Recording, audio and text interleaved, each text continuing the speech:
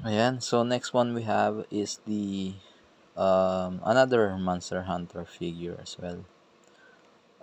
This one naman, based sa EU Prey, male hunter na armor. Ayan. So, in fairness, maganda yung details.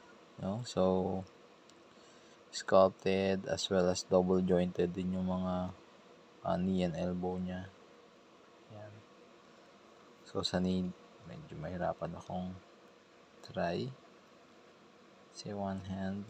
Ayan. So, mataas din yung reach niya.